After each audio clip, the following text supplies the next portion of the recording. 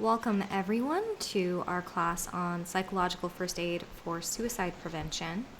I want to start today with some trigger and content warnings. This is a class about suicidal ideation and suicide. We will be talking about non-suicidal self-injury as well as suicide.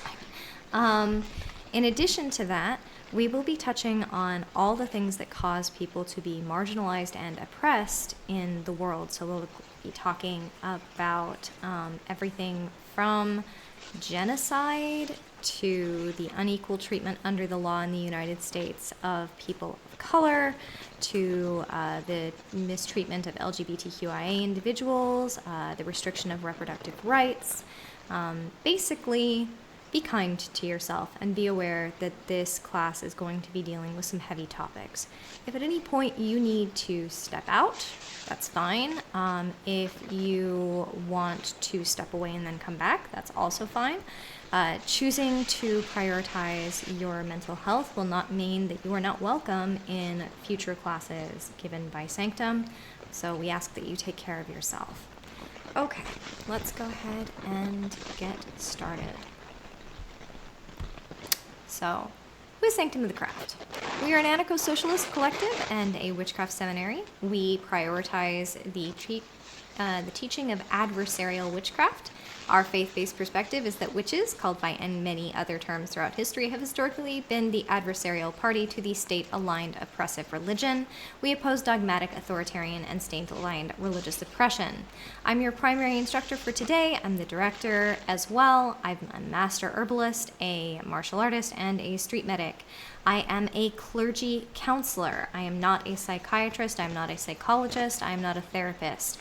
However, I have extensive training in stress first aid, psychological first aid, mental health first aid, and various other paradigms and methods and models used by street medics.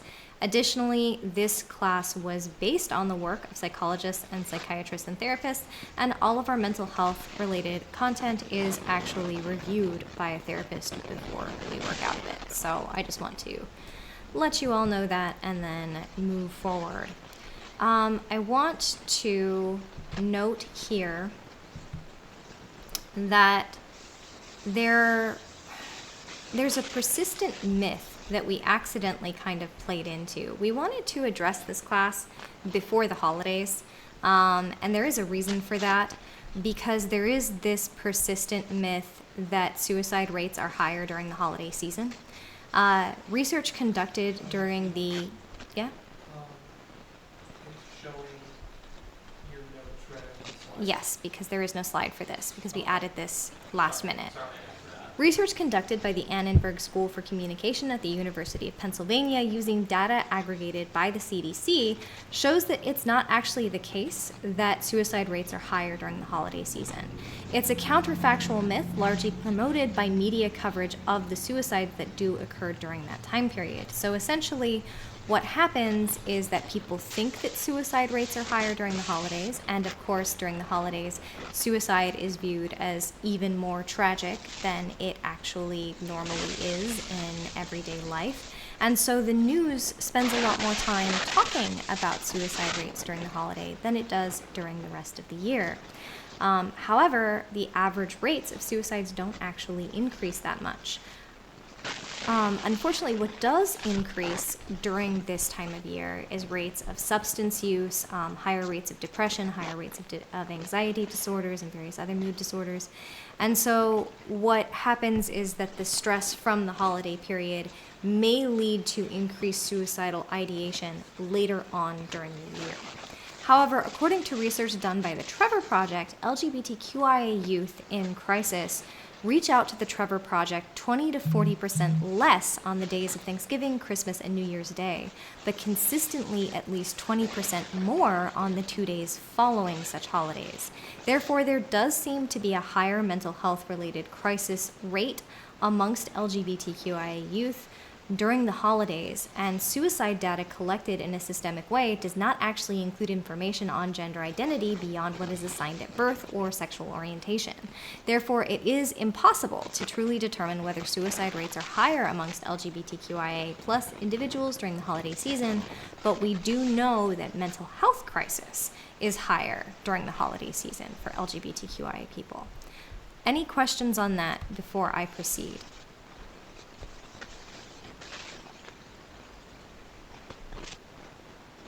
No? Okay. We will continue. Suicide is a public health crisis. There are steadily increasing rates of suicide in the United States. Elevated risks for suicide are associated with social, economic, and political standing. Even when the state intervenes to address suicide as a public health crisis, it refuses to address the underlying causes of many suicides. The state blames the person who commits suicide, but eschews responsibility for the influencing factors that it actually could choose to control. Rather than blaming suicide entirely on the mental and emotional life of an individual, we must look at the patterns that cause vulnerability to suicide much earlier than someone's individual crisis. The conditions that lead to an increased risk of suicide include political and social marginalization and oppression, poverty, being rural, being unhoused, being a person of color, being elderly, being on the LGBTQIA+ spectrum, being chronically and acutely ill, being a veteran, being a migrant or an asylum seeker. Suicide risk is often decontextualized from the structural marginalization and oppression that increase the risk of committing suicide.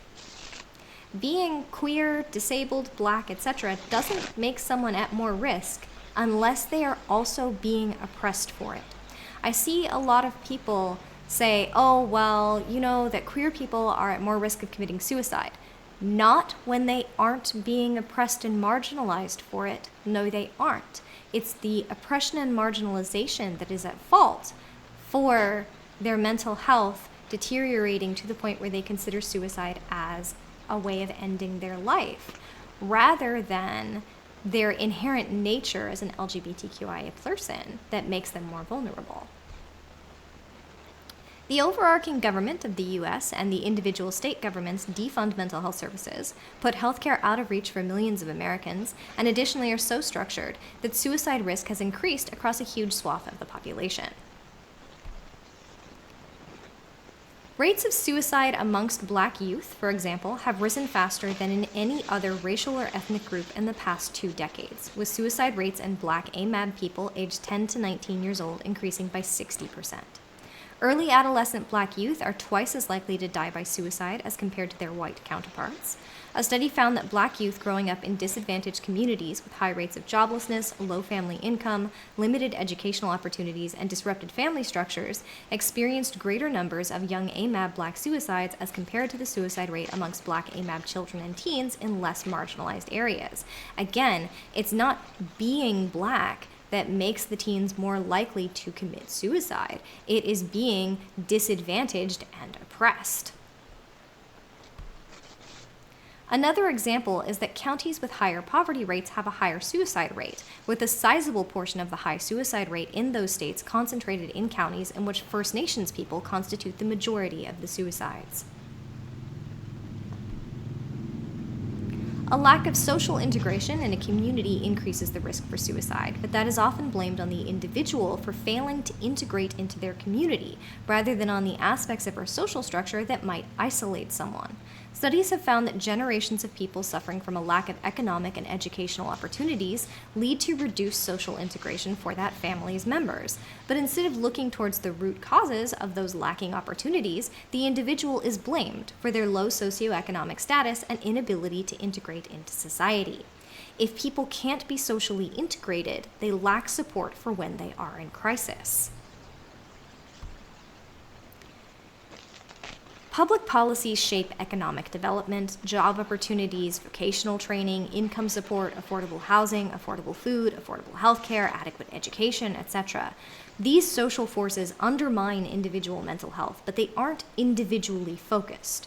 They are based on policy regime, an alignment of systems, institutions, instruments, and coalitions that create and maintain the policies and rules that govern any specific issue. It's more than just a list of laws, but rather the practical and dynamic relationships between the laws and the policies and the goals of those who create them. You could say in the United States that our policy regime is broken, but is it broken? Or is it doing exactly as it is intended to do?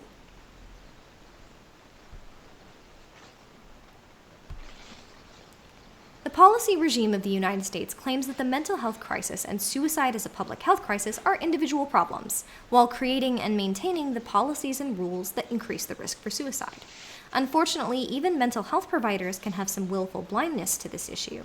Many providers approach suicide as an act of an unwell individual without considering the reality of the individual struggling against structural injustice. Rather than just an extreme action taken by a mentally unwell person, suicide is often a response to the complex combination of personal and structural conditions. Spending money on mental health services reduces the need for them. When the state spends money on supporting the common people rather than on supporting billionaires and corporations, suicide rates drop. Overall, per capita spending on people has a significant effect. In 2009, the cost of reducing suicide risk nationwide was $45 per capita in public assistance funding. States that have higher access to mental health care have lower incidences of mental illness and lower rates of suicide.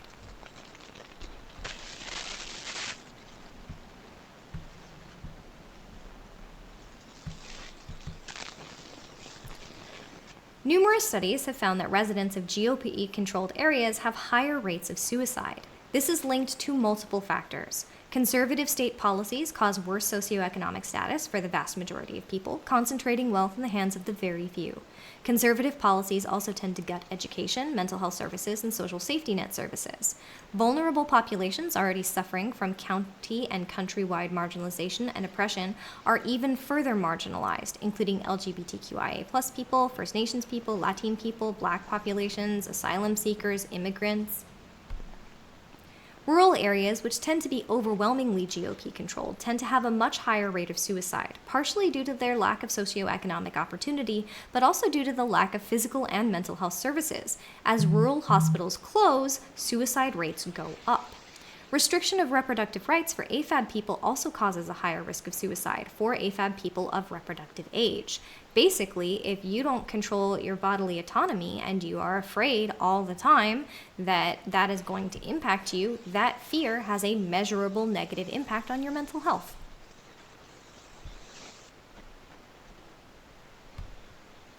Additionally, GOP-controlled areas have higher rates of gun ownership. Weak gun laws correspond to high levels of suicide. Firearms are used in approximately 50% of all suicides in the US. If a gun is in a home, the potential for suicide in that home increases, especially amongst people aged 15 to 24. Culturally, GOP-controlled areas tend to have a societal emphasis on individual autonomy and responsibility for one's own mental health, rather than a societal responsibility.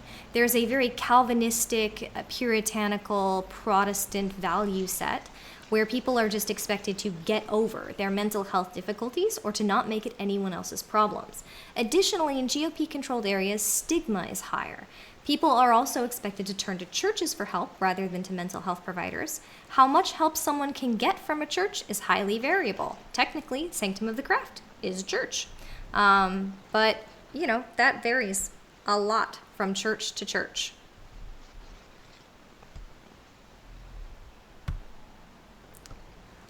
One way to potentially shift the cultural consciousness around suicide is to use the fluid vulnerability theory, but add to it. The fluid vulnerability theory claims that people have a baseline risk for suicide that is comprised of various interconnected factors, including that person's family history, their physical health, their nutritional status, malnutrition being a contributing factor to suicide, mental health, personality, problem-solving skills, and personal resiliency.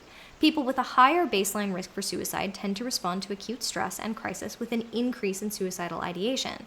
That risk fluctuates as they go through their life due to the interconnecting vulnerabilities. This theory isn't wrong, but it is incomplete.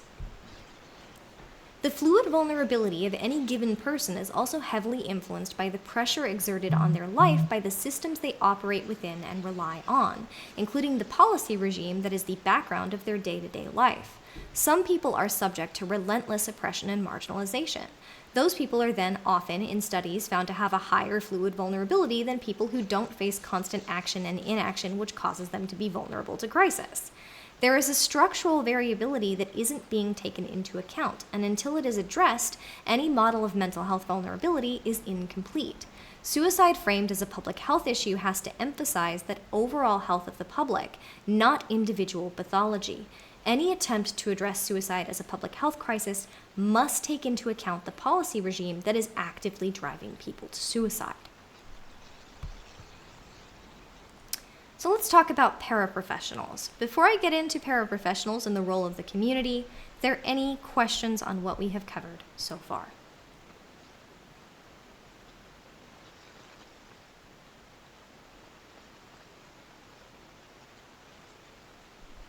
Okay. As increasingly the United States mental health-related policy regime fails to address the structural basis for increasing suicide rates, some movements have turned to communities to support those who are struggling with their mental health. Programs are starting to train lay people, non-professionals, to help individuals with mental health issues. A new social justice movement has sprung up to address the suicide crisis, consisting of paraprofessionals and lay people who are trained to respond to mental health crises. A professional in this context would be someone with credentials, certification, and licensure to address issues of mental health crises. These would include people in the fields of psychology, psychiatry, therapy, nursing, social work, and mental health education.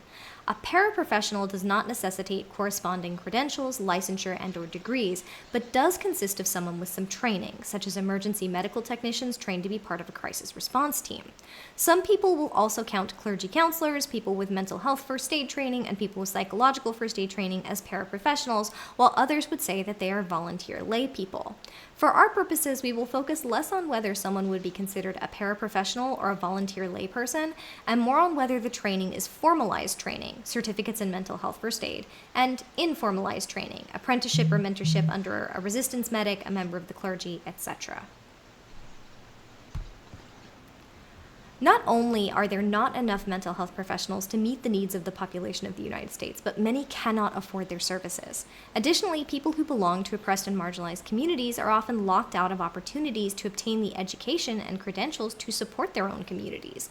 There may be people who go, wow, I'm looking at a suicide crisis in my community. I'd like to become a mental health provider and support my community that way. And then they don't have the socioeconomic stability in order to pursue that education. And as things like affirmative action and DEI initiatives are being shut down, they may be further shut out of pursuing that education. It is a collaborative connection with both parties, the volunteer and the person they're assisting, benefiting. The volunteers are sometimes the only support people in those communities that the communities can access. Volunteering may be the only way for someone from those communities to become a person who supports the mental health of the people in their community. So, volunteer efforts benefit the person being de-escalated and the person volunteering. Let's talk about difference anxiety. Many volunteers share a social status and identity with the population they serve, which helps to reduce or even eliminate distrust in their assistance and to reduce stigma and stereotypes further harming the at-risk person. One reason people don't seek out mental health support during a crisis is so-called difference anxiety, where a person within a group fears relying upon someone who won't understand them and their specific struggles. Difference anxiety reduces a person's cognitive resources to deal with the stress that they are under, and it increases their guardedness. Difference anxiety has been found to damage people's conscious and unconscious stress and coping strategies, which reduces their overall resiliency to whatever they're struggling with, including against suicidal ideation. Overall, there are worse health and mental health outcomes if a person cannot connect with the person who is assisting them. Okay. Before I get into the different models of community assistance, I want to just draw your attention to this idea of difference anxiety. I will be open here and say that I am from a marginalized and oppressed ethnic minority, actually two of them. I am a queer person.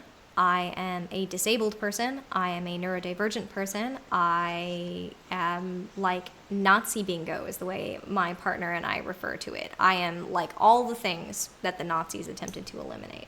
And trying to talk to a mental health provider who doesn't belong to any of those communities is very, very difficult for me because I feel as though they just have a completely alien perspective on the world. They don't resonate with what I'm sharing with them. They've never experienced it. Can you think of something about yourself that you might feel the average mental health provider might not necessarily connect with, and that you would be somewhat anxious to talk to them about?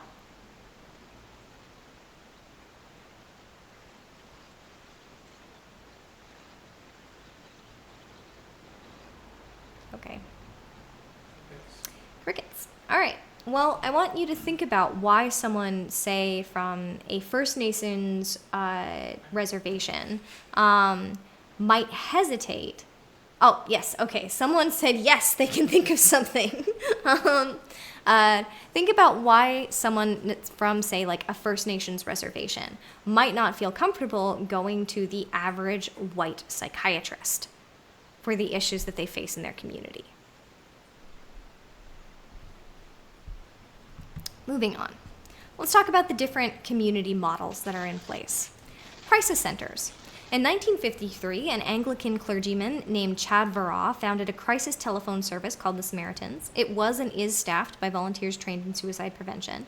Their services are provided to anyone, regardless of their socioeconomic status, religion, faith, spirituality, sexual or gender identity, culture, age, etc.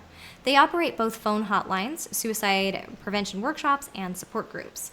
Since the founding of the first Samaritan Crisis Center, more community organizations have opened crisis centers, some focused on specific communities and others offering their services to anyone.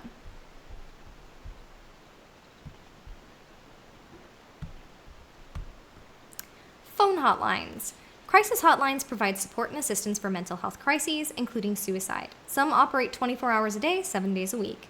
An example is the National Crisis Hotline run by the Substance Abuse and Mental Health Services Administration, SAMHSA, the Disaster Distress Helpline. The National Suicide Hotline was not fully defunded in 2025. I have seen some misinformation about that online, specifically on Facebook, that I think is very harmful. However, a specific specialized service for LGBTQ plus youth was terminated in July of 2025. The Press 3 option, which connected callers to counselors trained to support LGBTQIA plus youth, was shut down. SAMHSA has stated that its original and normal hotline would focus on serving all those who were seeking health, including LGBTQIA people. Text hotlines. In 2013, a texting hotline was created for those who cannot seek help using a voice call. Texting 741741 anywhere in the United States will connect a person in crisis with the local text line with a trained volunteer, but the speed and availability of response is limited by the number of volunteers in any given area. Crisis text lines average 2.41 active rescues every day. The line supports over 1 million people per year. Internet-based. Although quite a bit of research has found that the internet has caused an increase in suicides, other research has also found that there has been a growth of online suicide prevention chats and support groups. Online interventions using trained volunteers may be more effective than phone hotlines, as teenagers sometimes hesitate to call them, with the exception of white AFAB teenagers. Suicide prevention centers. The Los Angeles Suicide Prevention Center was founded in 1958 by Edwin S. Schneidman and Norman Faberau, along with Robert E. Littman and Sam Mickey Heilig. They started the center with a grant from the National Institute of Mental Health as a place to study and prevent suicide. The program at the center is now called the D.D. Hirsch Mental Health Services. The center trains mental health professionals, operates a 24-hour hotline, and offers suicide prevention training for students, teachers, school counselors, clinicians, first responders, and more. That model, yes. Somehow in Zoom you managed to raise your hand, which has a raised hand showing up over the text. Oh, how did I do that? Thank you. Sorry. You're fine. The model quickly spread across the United States. Most volunteers were and are housewives. To this date, many of those who receive training are housewives, retired nurses, and street medics. In-person support circles. Some suicide crisis centers offer support circles, some of which are hosted and led by professionals, but some of which are hosted and led by volunteers with variable levels and kinds of training. Some support circles are offered outside of suicide crisis centers at community centers, churches, mutual aid centers, etc. All of these services are able to assist their communities due to the efforts of volunteers. What kind of training, whether it's formal or informal, and how much training someone gets before volunteering is variable, depending on the service and the program. School mental health programs. Many schools, elementary, high school, and college programs that focus on the reduction of suicide are all volunteer staffed. They are sometimes volunteer-led with peer-to-peer education and training for volunteers.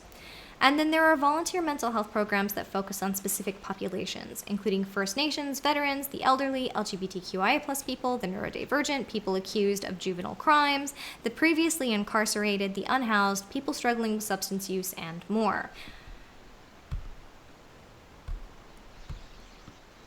Let's talk about a gatekeeper. It is better for volunteers to be members of the communities they serve. We've talked about that. And ideally, a person who is going to volunteer to provide mental health support for their community is someone who has face-to-face contact with the members of those communities on a day-to-day basis. The term for this kind of person used to be gatekeeper, which first appeared in 1971. Dr. John Snyder defined a gatekeeper as any person to whom troubled people are turning to for help. So the idea was that it was a person who was already deeply involved in their community, trusted by the members thereof, and able to connect a person with others in the community who would assist them. There was a time when I would say, can you think of that person in your community? But some communities just don't have them anymore. I can think back to my own childhood and know that my great-grandmother would have been a gatekeeper by this definition. She knew people knew her, they knew to come to her in crisis, and she knew who to connect them to. If they needed help, she knew who could help them. Recent mental health programs have tried to recruit and train gatekeepers to identify those at risk for suicide and connect them with assistance. Gatekeeping training is available in the military schools, universities, and medical facilities. They teach people about suicide risk, reduce stigma, increase the willingness of others to intervene in mental health crises, and help people to be aware of what resources exist to connect people to. However, it should be noted that the term gatekeeper has a pejorative context amongst younger people, which may impact the use of this term going forward. I've seen it in mental health writings as recently as like 2021 to still refer to this role, but I've noticed that online, especially in spaces like on TikTok, gatekeeper does not mean the same thing. So I'm wondering how that will affect the use of this term moving forward. Kinds of training that people can get. QPR. A popular program is the Question, Persuade, Refer program, which was developed by Spokane Mental Health and Paul Quinnett. The QPR Institute conducts training of master trainers, who then go out into communities to train others on the technique. The trainings are short, they are no more than 90 minutes, and focus on teaching people to recognize the signs of someone at risk for suicide. They are then trained to offer hope, and if necessary, to get help from emergency services to save a person's life. The ASSIST training. The precursor to Applied Suicide Intervention Skills Training, which is ASSIST, was created in 1983 by Richard Ramsey, Brian Tanney, Roger Tierney, and Bill Lang. ASSIST is a program that trains all skill levels to prevent suicide in their communities, with a focus on building safety networks in those communities. Rather than just training, they provide communities and organizations with a roadmap to address suicide on a broader level. ACE training, Ask, Care, Escort, is the model used by the United States Army, but it has been employed by some medic collectives for specific communities. It kind of branched out into the street medic community, so you may encounter it if you start doing street medicine. Mental health first aid. Mental health first aid is a program that teaches people to recognize and address mental health problems, syndromes, and disorders, and substance use disorders so that they can intervene until professional help can step in. It is used to recognize the problem, provide the person suffering with a peer who cares, and then connect them with professional assistance. It teaches people to identify risk factors, signs and symptoms, and members of their family, friends, community, work colleagues, etc. Youth mental health first aid is a modified program that focuses on teaching people to recognize risk factors, signs, and symptoms in youth and intervene in ways that are more effective with younger people. Mental health first aid also helps to educate the trainees in ways that help them recognize and combat their own internalized stigma around mental health problems and reduce that stigma in their communities. The core steps of mental health first aid include assessing, listening non-judgmentally, giving reassurance and information, encouraging someone to get professional help, and encouraging someone to self-help. This is called ALGI. Psychological first aid is used as part of disaster response and is designed to help people traumatically affected by any disaster or crisis to be more stable and access resources so that they can recover. It was originally designed only for those with mental health backgrounds, therapists, psychologists, psychiatrists, etc., but it's now structured that it can be offered by other responders, including self-deployed responders such as street medics. Contrary to some opinions, it isn't actually designed to offer therapy, which is intended to treat a mental health condition, but instead to reduce initial stress and encourage adaptation and resiliency. It doesn't assume that people have or will develop a mental health problem or disorder or address or focus on mental illness. It can be used in the field during disasters, but also later at temporary shelters, in hospitals where people are treated for their injuries, etc. Since its developments, it's also branched out pretty significantly. Psychological first aid trainings will sometimes now include training on helping someone who is responding to acute stress. Can you see who's calling me? In case that's an urgent call. Thank you, Ian. Someone who is responding to acute stress, trauma, a crisis, or disaster with suicidal ideation or a suicide attempt. The core actions of psychological first aid include engagement, safety, stabilization as needed, gathering information, providing practical assistance, connection, psychoeducation on healthy coping tactics, and linkage with services as needed. Okay.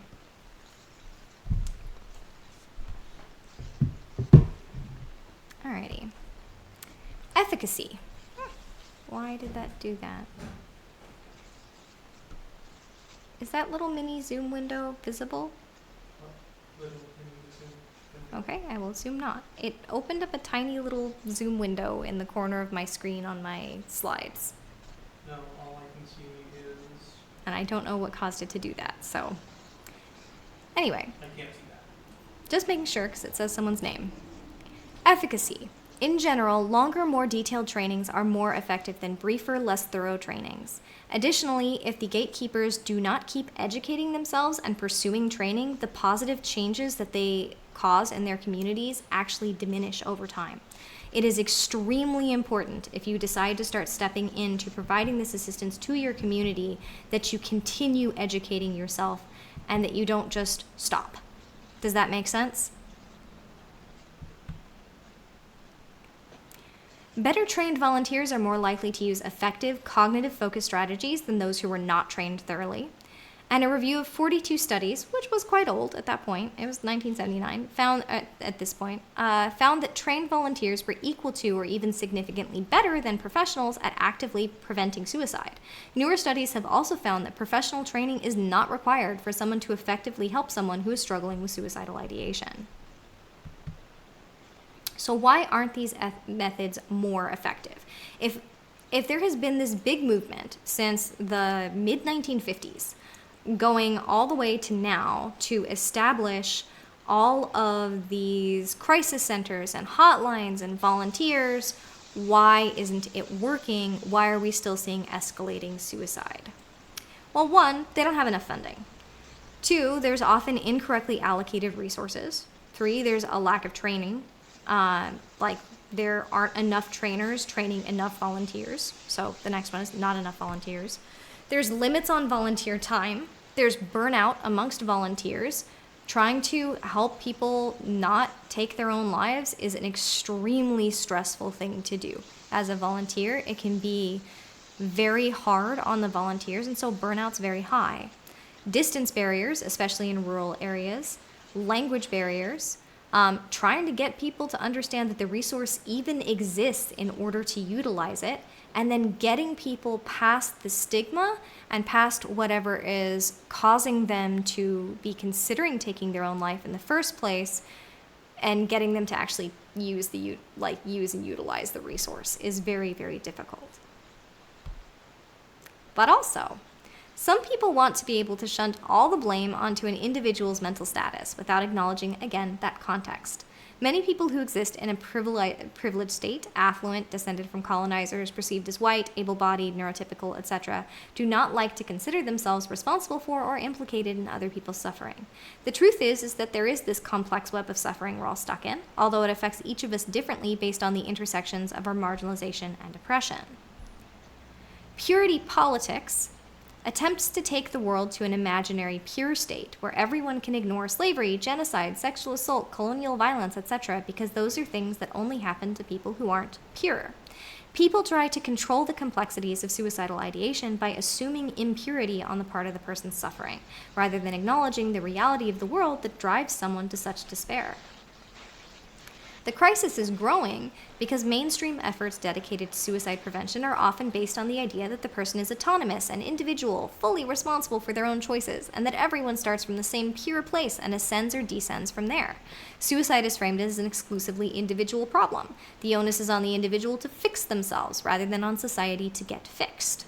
The psychological understanding of what counts as good mental health in the United States is often rooted in individualistic Western ideology, dismissing other cultural perspectives as invalid. The approach to fixing the suicide crisis often includes the idea that all suicides are preventable, even if the methods for accomplishing that are sometimes deeply coercive and involve involuntary detainment. The language of suicide prevention sometimes treats it like a disease that has to be contained so it doesn't cause some kind of mass contagion. Some people in the field of studying suicide treat suicidal ideation as a derangement that has no foundation in the mind's adaptation to struggle, and that all people who struggle with suicidal ideation at any point in their lives have a mental disorder. People struggling with suicidal ideation are pathologized when, in actuality, anyone can respond to trauma, crisis, disaster, and despair with a desire to escape it, even if by severe methods. Fearing and condemning suicide pathologizes it, and also contributes to the stigma around it. Contextualizing suicidal ideation as a fundamentally normal response to abnormal circumstances can help someone be willing to reach out for help. Some people turn to suicide when they feel they're dying slowly anyway, and we're failing to address that and trying to address the suicide crisis. It is often easy for people to recognize this idea when it comes to the elderly, the chronically ill, and the acutely ill. But even then, the right to die movement or the good death movement faces a great deal of opposition, especially in the Calvinist-based Protestant-influenced United States. But there are other slow deaths that a person may wish to escape from, other circumstances where a person may feel as though they are slowly dying. These include people who are unhoused or extremely socioeconomically disadvantaged, people who are actively being hunted by the government and, if found, will be returned to potential torture and genocide, people suffering under an ongoing genocide, people who cannot live their lives as their true self without facing violent reprisal, etc. It's hard to even talk about why someone might feel they're dying a slow death without contributing to the ableist ideas about what a good life is and who gets to have one. But recognizing that someone feels as though they are already dying does not mean validating that they should kill themselves. It means empathizing with them and attempting to alleviate their suffering without their death. Okay. Before we get into the signs and symptoms of non-suicidal self-injury, are there any questions or comments or concerns about what we've covered so far?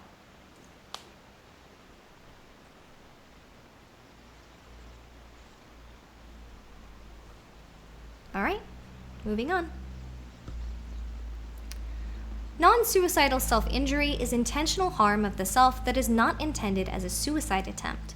A person may engage in self-injury without experiencing suicidal ideation. They may engage in self-injury while experiencing suicidal ideation, but without having an active plan to take their own life. And sometimes non-suicidal self-injury is part of the buildup towards a person taking their own life. Non-suicidal self-injury can consist of depriving oneself of food, depriving oneself of sleep, over-exercising to the point of exhaustion and injury, scratching, hitting, cutting, carving, burning, and piercing. Non-suicidal self-injury can cause people to feel temporary relief following the act of self-injury, but that relief is temporary. As a person continues to self-injure, their fear of pain and injury may become reduced. That can increase the risk of suicidal thoughts, plans, and attempts. anyone may engage in non-suicidal self-injury regardless of their background. Signs and symptoms of non-suicidal self-injury include negative thoughts, hopeless thoughts, feelings of isolation, feeling that no one cares, feeling as though a person deserves to be punished, feeling as though they're bad or evil, a desire to communicate their mental and emotional state to others, anguish, depression, desperation, despair, and stress. Signs and symptoms of non-suicidal self-injury include feelings building up, feeling there's no way to release or relieve stress, staying awake for long periods, refusing to eat, viewing harmful websites, photos, and videos, pinching, pulling hair, scratching, punching until fists are bruised, banging oneself against objects, hitting oneself, cutting, carving, burning, deliberately overdosing on substances that cause harm but not death, hiding behavior from others, and inappropriate clothing for an activity that conceals the signs of this non-suicidal self-injury. As we said, anyone may engage in non-suicidal self-injury regardless of their background. Complications from non-suicidal self-injury can include infections and accidental serious self-injury that requires medical intervention. There's a stigma associated with non-suicidal self-injury. People can fear someone noticing because of how they might respond. They might hide their signs and symptoms and reject offers of help. The sooner a person can get help, the better. There are risk factors and comorbidities, but they do not, fully determine that someone will do this just because someone has a risk factor or comorbidity, and someone could have none of these risk factors or comorbidities and still engage in non-suicidal self-injury. These include childhood trauma, a history of emotional, physical, or mental abuse, an unstable family, bullying, depression, major depressive disorder, borderline personality disorder, PTSD, CPTSD, eating disorders, substance use disorders, and previous suicide attempts.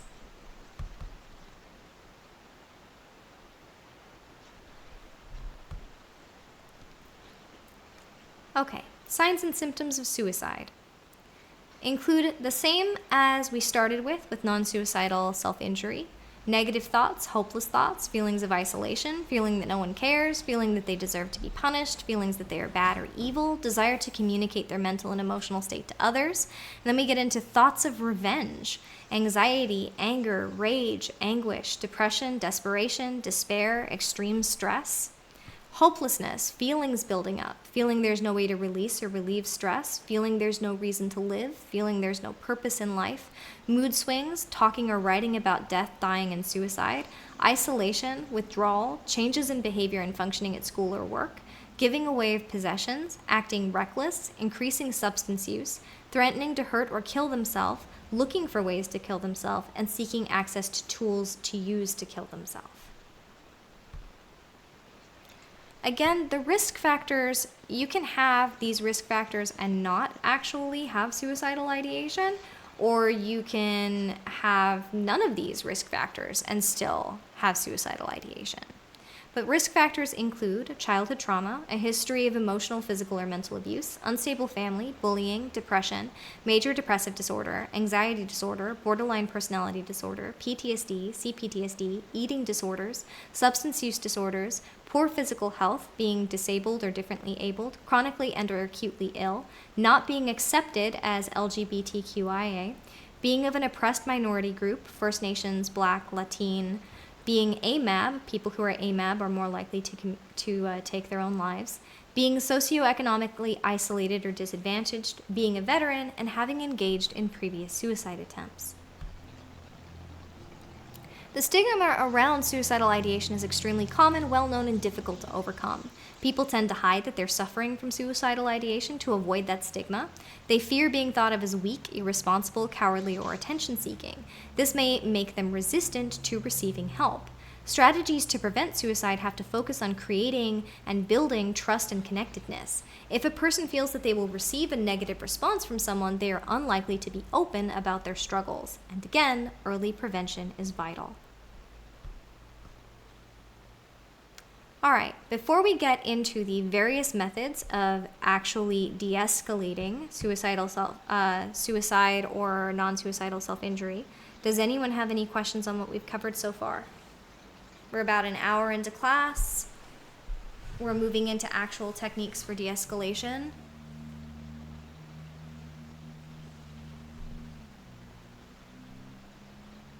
No one? Okay. So, Oscar.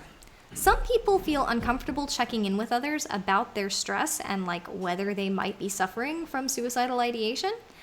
They may find that Oscar model is helpful, which has 5 basic steps: observe, state observations, clarify role, ask why, and respond. If a person has observed that someone else is exhibiting signs of non-suicidal self-injury or of suicidal ideation, they can approach them and ask how they're doing. If they're brushed off with a quick response, such as "I'm fine," then they can state their observations. Observations can include a statement that someone has been going through a hard time and the concerning signs and symptoms the responder has noticed. They can then clarify their role, which can often prevent defensiveness. A role someone could list would be friend, family member, member of a shared community, medic, or even "I'm a concerned person and I want to help you." If the person acknowledges that they are struggling, the next step is to ask why. It is important to listen to the answer non-judgmentally. When listening, it's important to set aside judgments about the other person, their situation, their choices, and how they're expressing themselves. Most people experiencing stress that would lead them to desperation, despair, and considering ending their own life want to be heard before being offered advice or resources. The most important attitudes to have with non-judgmental listening are acceptance, genuineness, and empathy. Acceptance means respecting the person's background, culture, personal values, experiences, and feelings. The responder should not criticize, trivialize, dismiss, or deny what someone is expressing to them. They should not conclude that someone is weak, lazy, or crazy for struggling. Genuineness means not holding in one set of attitudes while expressing another. People can often tell when they are receiving false sympathy or when someone is outwardly expressing non-judgment while judging them internally. A responder should not exaggerate their empathy in their expression, but instead display genuine compassion. Empathy means attempting to truly connect with the person and understand what they're experiencing and expressing. However, the responder should avoid over-empathizing to the point where they are experiencing vicarious trauma. The responder should also not say, "I understand what you're going through." Each person's experience, even of the same situation, will be unique. We're going to come back to empathy with a different model, which is actually my preferred model, which is called END. Listen, don't argue. It's important to do this while not interrupting. It is also sometimes necessary to ask gentle, clarifying questions or use verbal expressions to indicate continued interest. Some gaps and silences are normal, as it can take a while for someone to find the right words to express themselves. The responder should avoid arguing. They should avoid expressions of shock, anger, disgust, etc. Don't prevaricate. If a person expresses that they are struggling with wanting to stay alive or to continue existing, it is best to ask them directly if they are thinking of killing themselves. It is important for the person not to use prevaricating words. They need to not attempt to be subtle. They shouldn't use the phrase "thinking of harming yourself," as this is imprecise and can refer to non-suicidal self-injury. They also need to not ask in judgmental ways such as, "You're not thinking of doing something stupid, are you?" It is important to use the phrase, "Are you thinking of killing yourself?" Not, "Are you thinking that it would be better if you just weren't around anymore?"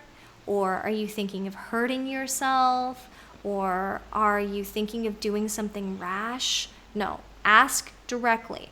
It is a myth that talking directly about suicide puts the idea into someone's head and then they are more likely to act on it. That has been fully and well established to be a myth. It is the exact opposite. Using the phrasing, "Are you thinking of killing yourself?" makes someone realize that they're not just thinking about not being around anymore.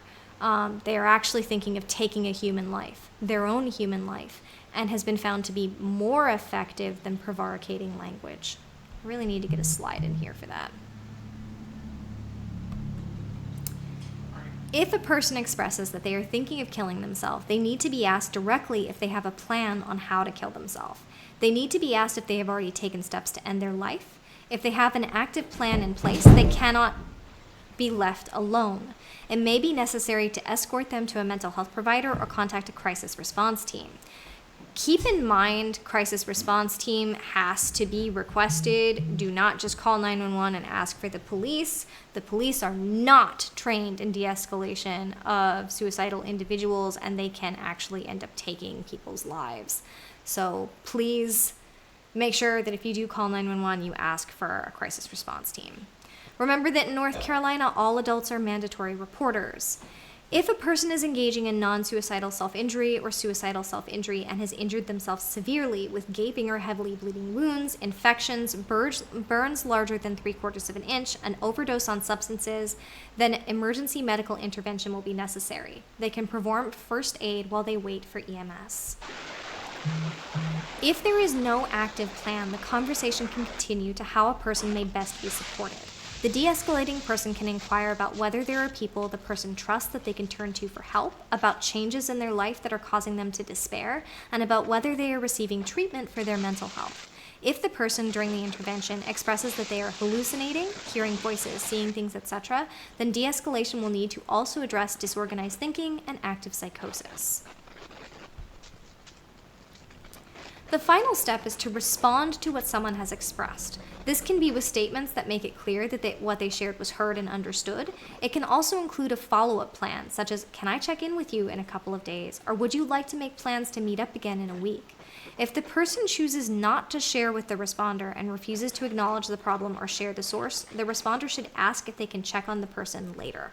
If you, as just a person supporting your community, a volunteer, a paraprofessional, a street medic, whatever, say you're going to follow up with someone, actually follow up with them. Don't leave them hanging, because that can contribute to their feelings of isolation and abandonment. Okay. Before we get into the end method, does anyone have any questions?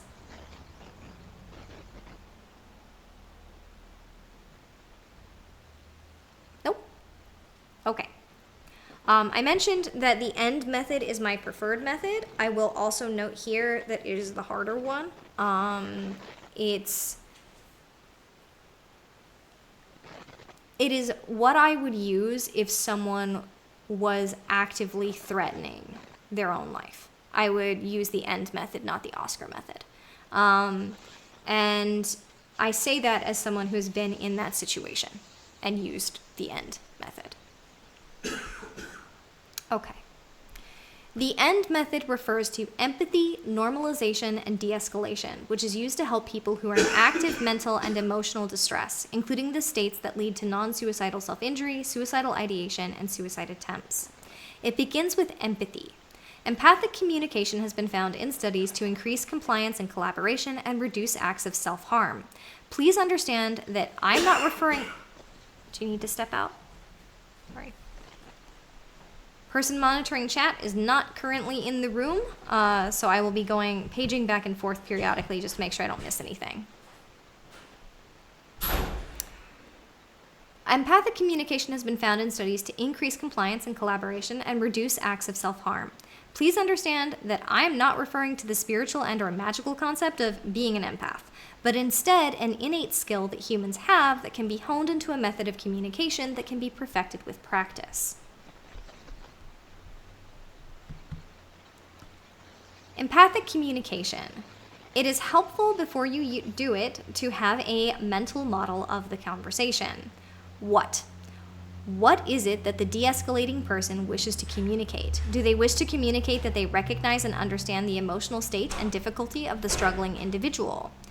Who is the person they are talking to? Are they talking directly to the escalated person? If this is a person who is suffering from stress, trauma, desperation, and despair, are they seeking help for the escalated person from their support system, the community they belong to, etc.? If talking directly to the struggling person, they need to be genuinely concerned with who that person is and take that into account during de-escalation. If they are talking to other people in that person's life, they also need to take into account who that person is. Is this a parent, guardian, caregiver, a teacher, a partner, a friend, a support circle, a mutual aid group, etc.? They need to be careful not to violate a person's privacy. They also need to be careful that they do not engineer a negative response from friends, family, community, etc. that would worsen the state that the person is already in. They don't want to contribute to that person feeling as if they are being ostracized, stigmatized, if they are being isolated or abandoned. When is it best for the communication to occur? Is it better to wait for a private moment or to intercede immediately? How? How one uses empathic language is extremely important to whether or not it's effective. There is body language that helps and body language that makes it less effective. There are sentences that one shouldn't use during empathic communication and ones that are recommended by mental health professionals. The tone of voice, the facial expressions, the body movements, the distance and positioning between bodies, all of that matters.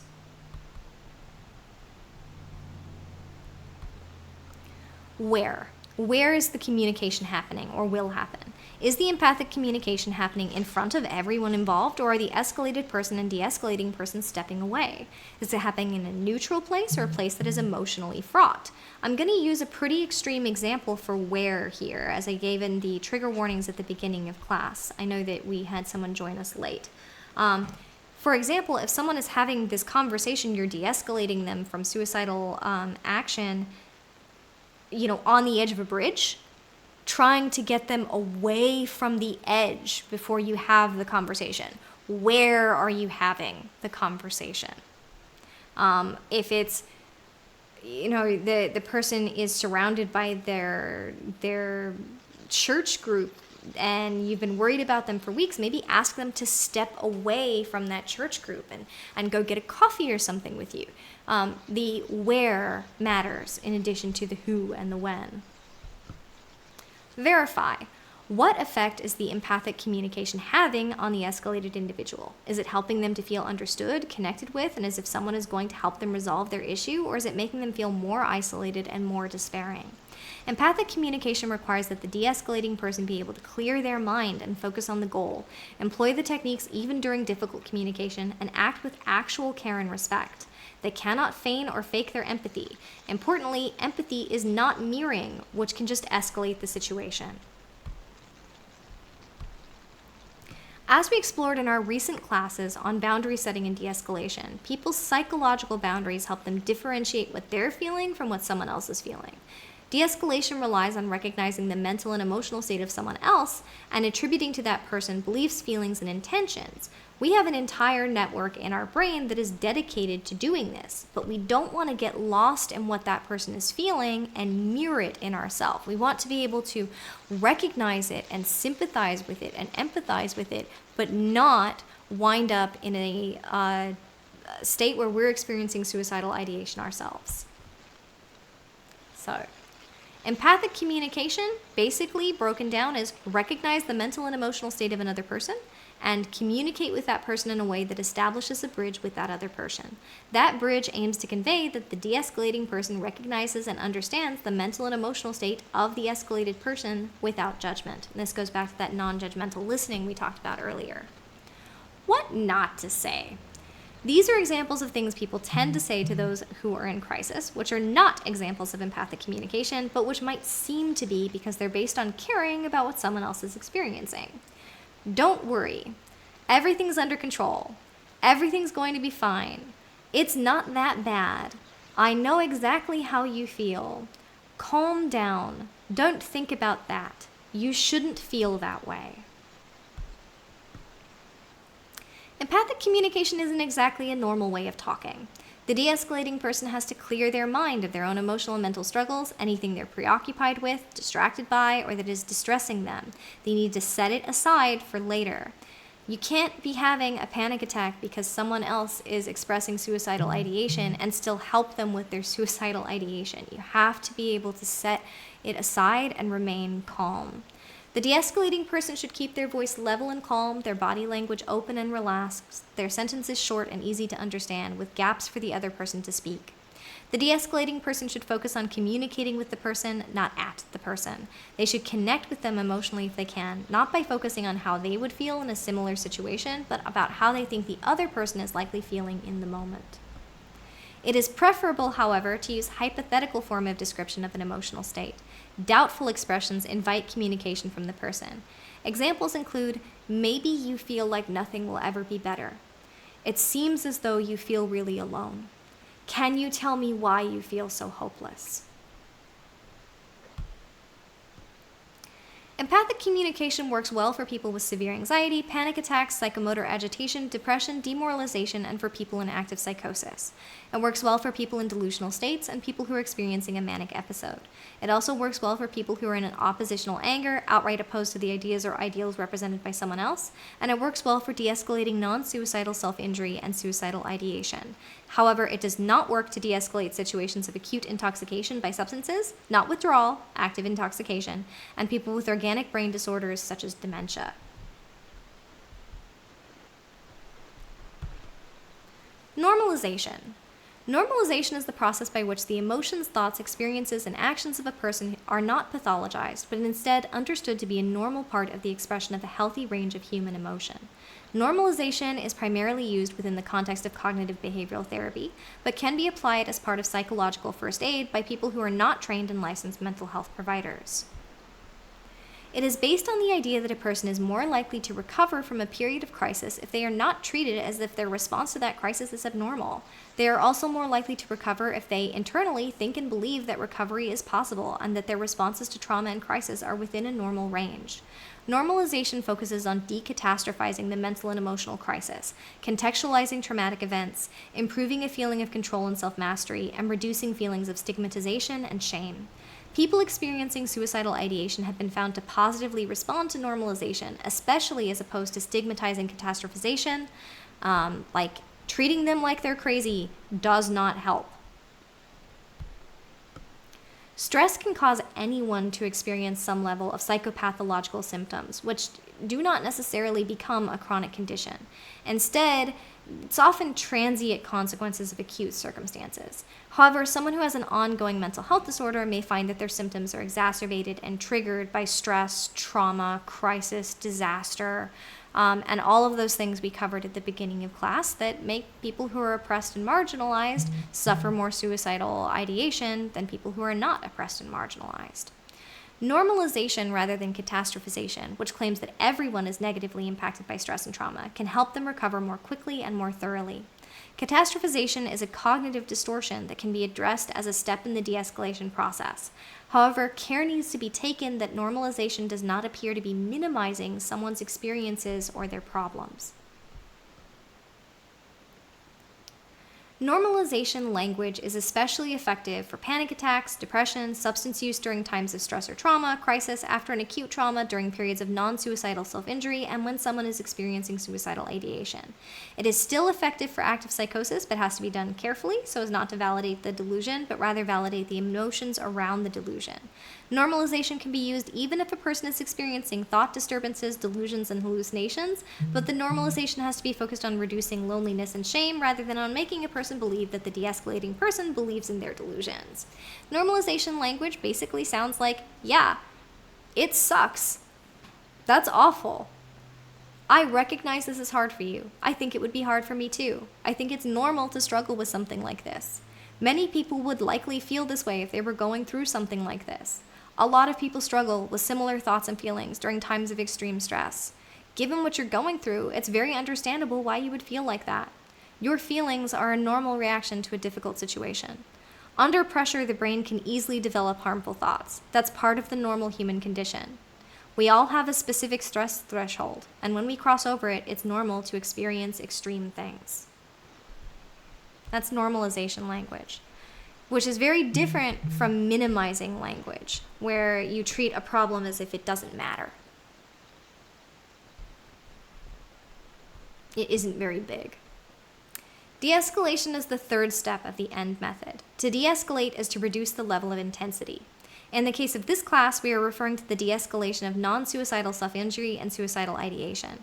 De-escalation is used to interrupt the impulse to harm or kill oneself and to direct a person towards accepting support so that they can begin their recovery. That is done using a combination of both verbal and non-verbal communication. It first needs to establish a bridge of communication, a relationship of sorts between the de-escalating person and the escalating person. The most effective techniques focus on eliminating differences and disparities between people so that there can be that feeling of mutual trust. This goes back to why difference anxiety has such an impact on whether suicide intervention works. The more differences there are between the person who is doing the de-escalating and the person who is escalating towards suicide, the harder it is to build that bridge of communication, because it's hard for the person to feel as though that person could ever understand them. But you can build an effective and successful dialogue by attempting to really understand the person that is being de-escalated. This extends to attempting to understand their psychological floor, which we go over in a lot more depth in our boundary setting class, as much as possible in what can be understood of a person based on whatever limited interactions. It's a lot easier if you know a lot about the person. If they're your child, if they are your partner, if they are your best friend, if they are a member of your intimate friend circle, if they are someone in your community you've interacted with a lot. But basically, having just an idea of what someone has experienced, what someone has been taught, what they believe, and what is causing their desperation and despair can help with building that bridge of connection. The de-escalating person, before they get involved in the de-escalation process, should be confident in their sense of purpose. They should be aware of and ready to enforce their own boundaries. They should feel in control of themselves, and they should remind themselves that they have the power to act. By enhancing their own feelings of personal resiliency, it is easier for them to try and help someone else.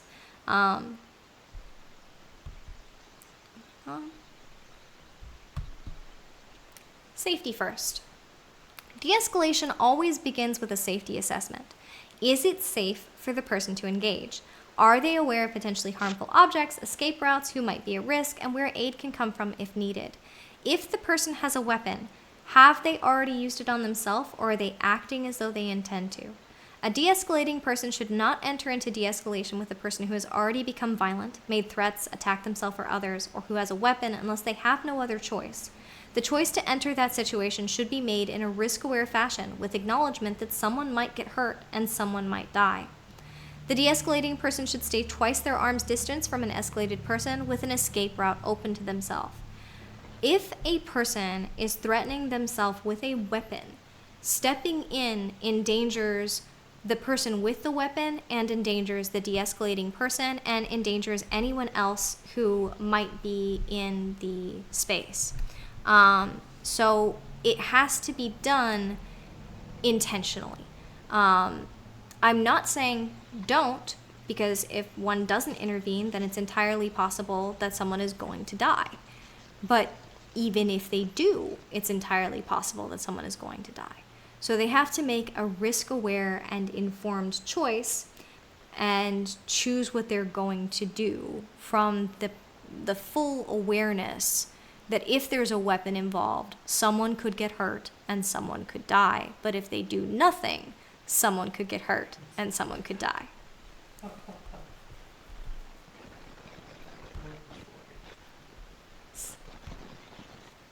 Effective communication for de-escalation. Avoid open antagonism. Avoid being rigid. Minimize points of conflict. Search for anything that could be a starting point for understanding. Search for a point of agreement. Search for a point of collaboration. And remain open to the communication from the escalated person.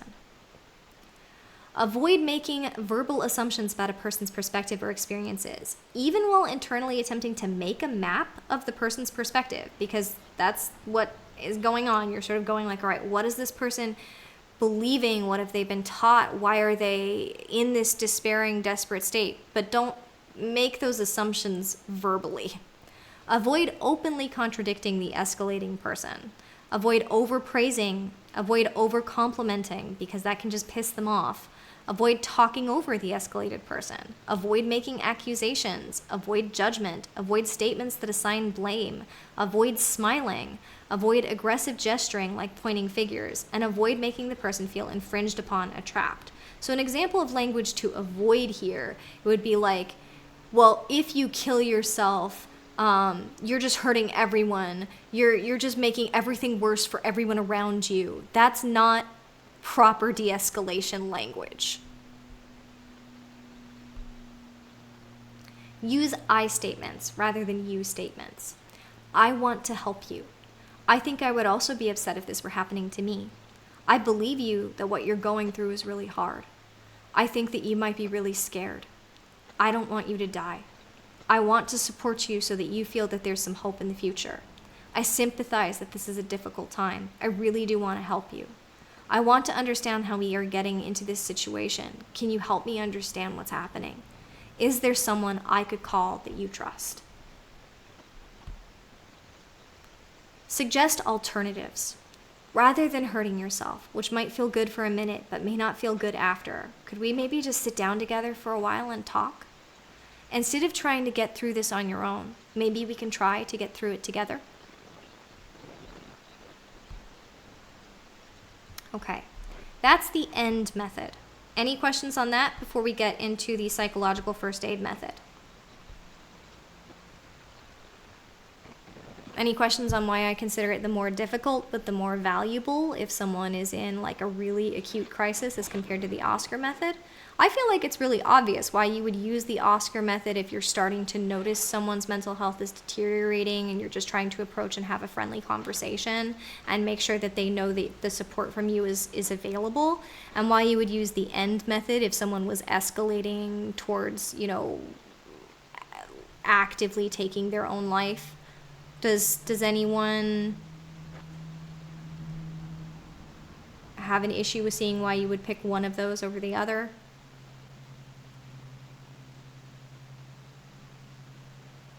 Okay. Moving on. Psychological first aid method. Look, the de-escalating person should observe the situation to identify potential safety risks and determine who they are needing to help. They need to approach people in that calm and non-intrusive way. Listen. They should pay attention to the person's concerns and feelings without judgment. They should ask simple, respectful questions and allow them to speak freely. They should offer calm and comfort. Link. They should connect the person with immediate practical needs, like food and water, their loved ones, and other social support systems. This may include offering mental health resources to address suicidal ideation or getting them immediate help to interfere with an active plan or attempt to take their own life. It's a very simple method. Additionally, prioritize safety. The person offering psychological first aid has to ensure their physical and emotional safety of themselves and the individual first. Offer support but not advice. They should avoid telling people what to do and instead offer practical help and empower them to use their own strengths. They should provide comfort and calm. They should try to help the person feel safe and reduce their immediate distress. This is not considered a substitute for professional counseling. They should empower with information. They can provide information on common stress reactions and healthy coping mechanisms and encourage someone to look into building their personal resilience. And they should know their limitations. They need to set boundaries and recognize when a situation requires professional help and know how to refer people to appropriate services in their area. Okay, what does that mean? Refer someone to personal resilience. Like try to help someone build their personal resilience in the psychological first aid model. I want to point you all to the beginning of class where we talked about how the Western model relies on people to have their personal resilience and personal autonomy and personal responsibility, and they put the onus on preventing suicide on the individual rather than on the societal ills that are driving people towards suicide in the first place. We're failing to take into account what would make someone be so desperate and so despairing that they would consider taking their own life. And until we do, we're not going to see a reduction in suicide.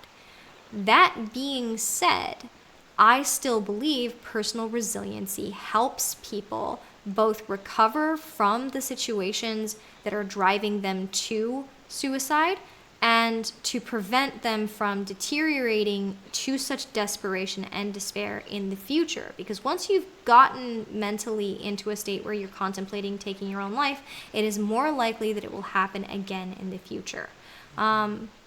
So it's kind of a nuanced thing. Yes, absolutely. There is a context to why any individual would contemplate taking their own life. And we cannot put the onus on the individual.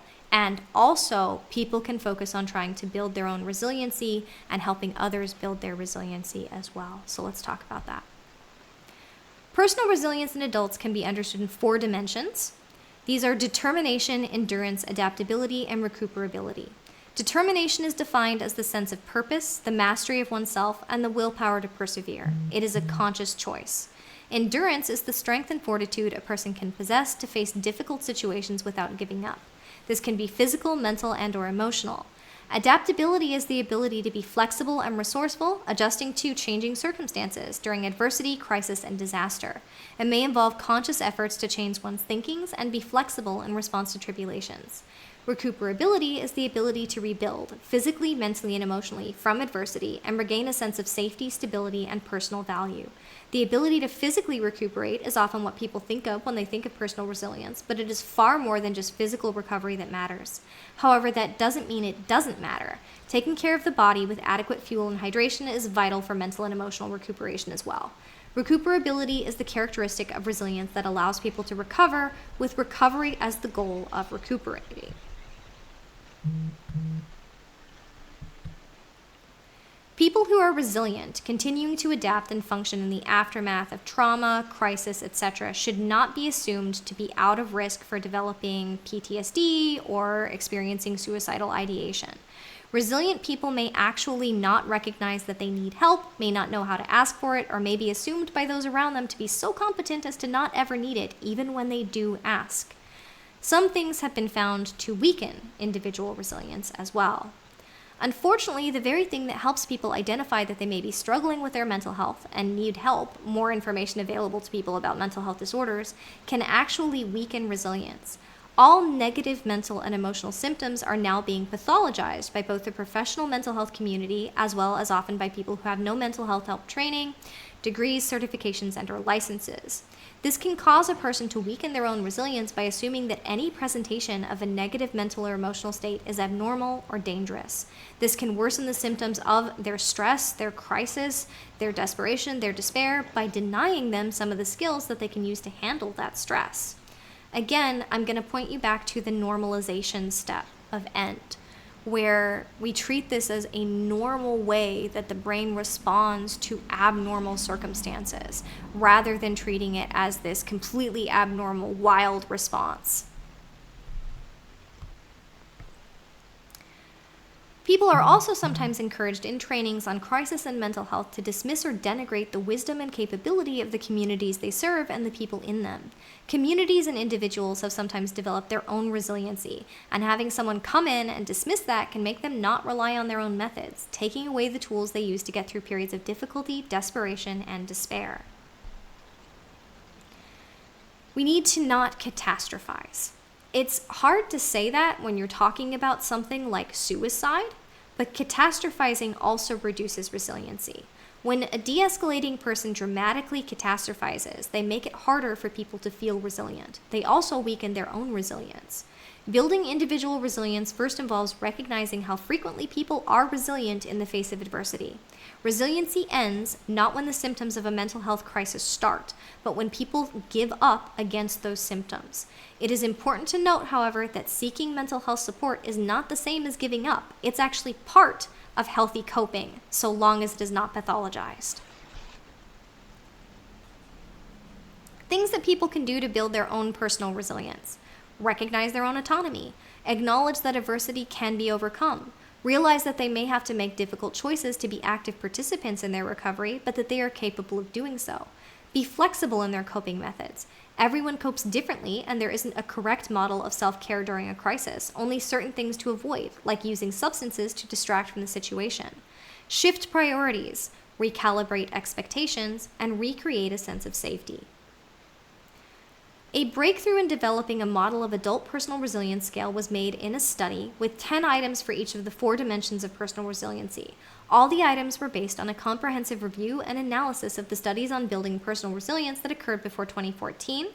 The people in the study, Wei and Tormina, found 40 items that fit on the 4 dimensions, but this was reduced for creating the model to 20 items to avoid confusion and difficulty.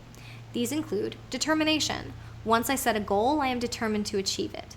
I persevere at the things I decide, despite difficulties. Being determined is an important part of my character. I keep trying for the things I want until I reach them. It is my nature to be persevering. Endurance. I am able to live through difficult times. I can withstand difficult situations. I can endure the problems that life brings. I can survive even the hardest of times. I can endure even when I am attacked. Adaptability. I have the ability to adapt to difficult situations. I can change to fit into many kinds of circumstances. I can find ways to adapt to unexpected conditions. I am well able to adjust to problems that confront me. I am very flexible when my environment changes. Recuperability. I recuperate even from things that hit me hard. I recover from any misfortune that happens to me. I am able to bounce back from any kind of adversity. I always resume my life regardless of any type of setback. I can recover from any type of problem. But personal resiliency alone isn't enough because, again, context. Addressing the suicide crisis has to include collective action to address systemic injustice. We have to dismantle the policy regime that increases people's despair to the point where they see no other escape but death. We have to respond to the suicide crisis by deconstructing the white and affluent supremacy in the US. We need to respond by supporting the acutely and chronically ill with access to good health care. We need to tear down patriarchal structures that promote toxic masculinity and that dehumanize and objectify AFAB people. We need to fight for LGBTQIA rights. How a community can support someone who is in active suicidal crisis. First, address the core problem. If a person is jobless, they need to be helped to find a job. If they are homeless, they need to be helped to find shelter. If they are starving, they need to be helped to be given food.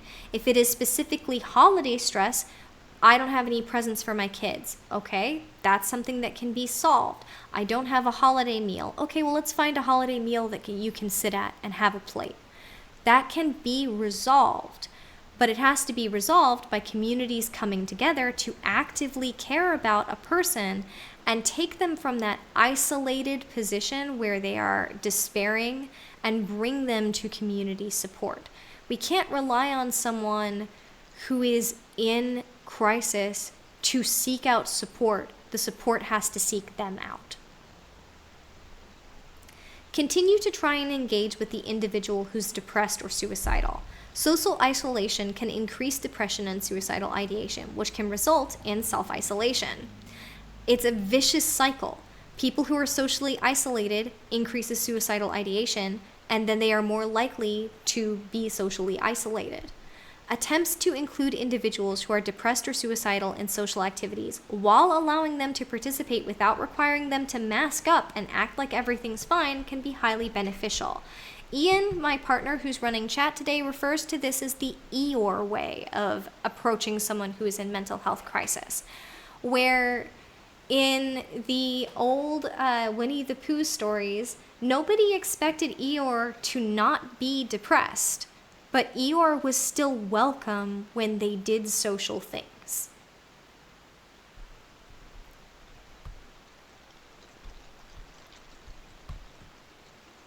What if someone cannot seek EMS or be involuntarily committed?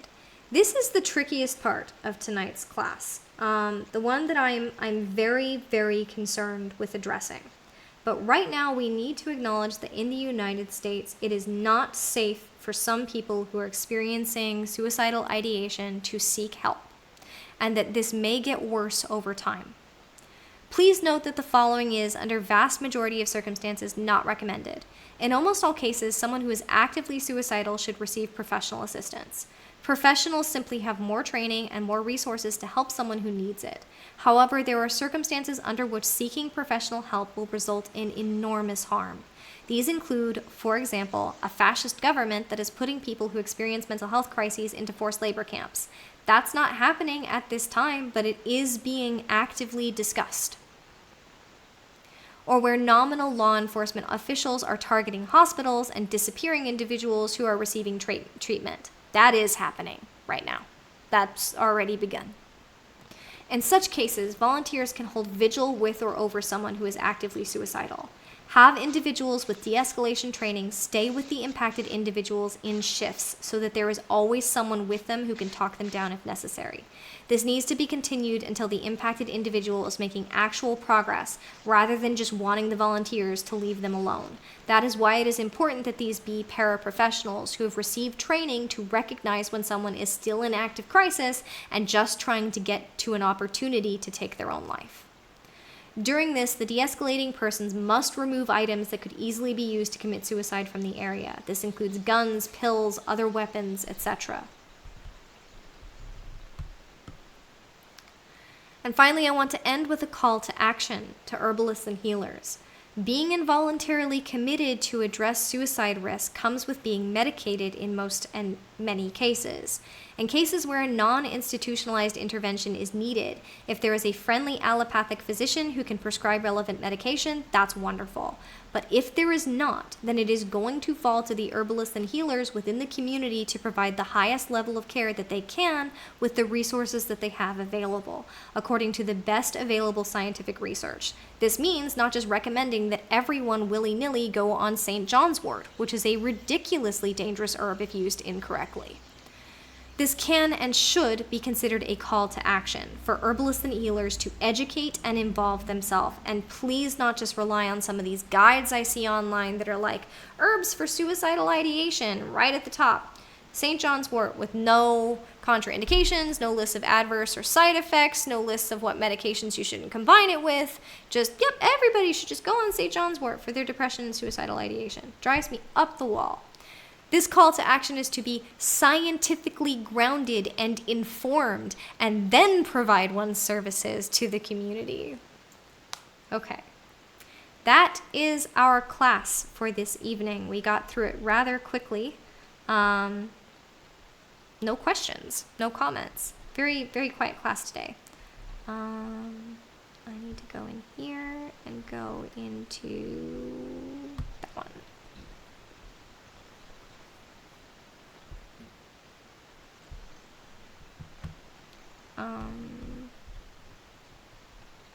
Sorry, I'm now encountering a difficulty. There we go. Got it. But we are at the end of class. While we are still recording, does anyone have any questions, comments, or concerns? I'm going to ask again after I turn the recording off.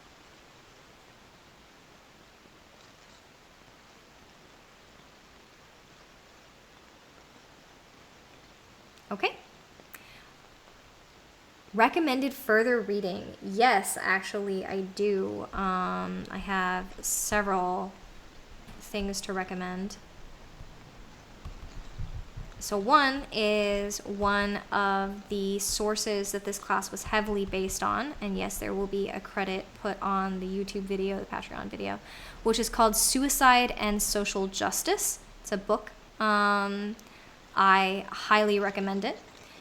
Suicide and Social Justice, New Perspectives on the Politics of Suicide and Suicide Prevention, edited by Mark E. Button and Ian Marsh, published in 2020. I highly recommend that if you are going to be doing this work, you also read Empathy, Normalization, sorry, getting the full title. One moment. Empathy, Normalization, and De-escalation by Management of the Agitated Patients in Emergency and Critical Situations by Massimo Biondi and Massimo Pasquino and Lorenzo Tarsitani. That you take a class on adult mental health first aid. There are free ones that get offered pretty regularly in Chapel Hill. I just got my recertification. That you read possibly the Psychological First Aid Field Guide. I find that it's very, very useful. And I will also just get some other resources put into the notes above the bibliography. So the notes will be getting a full bibliography on all those inline citations that are in the notes. I haven't put it in there yet. And additionally, I will put a recommended reading section right above that bibliography. For those of you who are watching this recording later, the notes will be available in the public section of our Patreon in the crisis preparedness collection. It's not going to be behind a paywall. It'll be free for you to download either from the Google Doc link or as a PDF. Okay. Other questions? Any while we're still recording?